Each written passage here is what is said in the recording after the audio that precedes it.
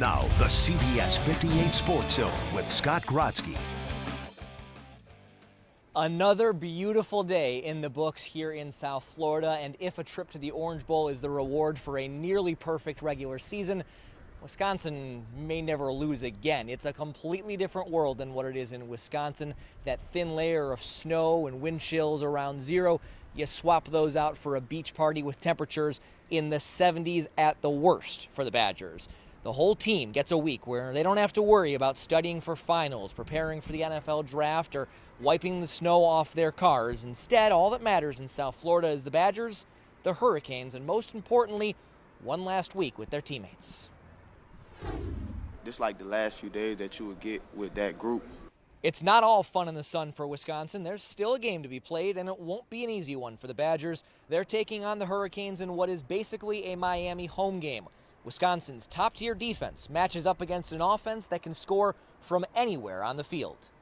Their explosive plays really stands out to me. I think at any time they can break a big play.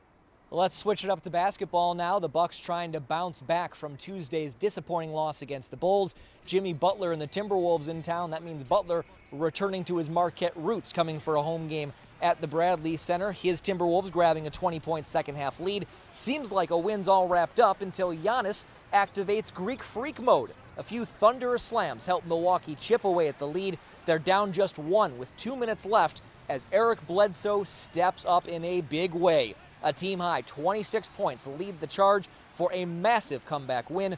The Bucks outscoring the Timberwolves 27-12 in the fourth quarter. Pat Baldwin is in his first year as head coach of the Milwaukee Panthers. Baldwin seems to be calm, cool, even quiet for a college basketball head coach until the game starts. Come on, get up, bro! When it's game time, Backside! turning on the fire. Shoot it, shoot it! Right when it turns on the game time, boom, it's ready to go. Good job withstanding the storm. We got to see the fire firsthand. Shot. Following Coach Baldwin through the flames of a typical game day with the Panthers. It's almost an out-of-body experience that you get when you step from off the floor to on the floor. Go! You have to throw yourself into the game. You have to lose yourself, and that's what I do, and that's what we're constantly telling our guys to do. Get up! Baldwin tells me there has to be some split personality to coaching. Finding the right mix between Dr. Jekyll in the locker room And don't think that you need to do it alone. and Hyde on the court Corner! has been crucial to the Panthers' fast start. Now let's go. Let's buckle down on the defensive end. Everybody stay locked in. It's emotional. You know, you in a game, you ride the highs and the lows of winning and losing. Shot. Their emotions are running so deep. I think he just kind of getting in his zone. We need that. He has just kind of confidence in us, which really helps all the guys.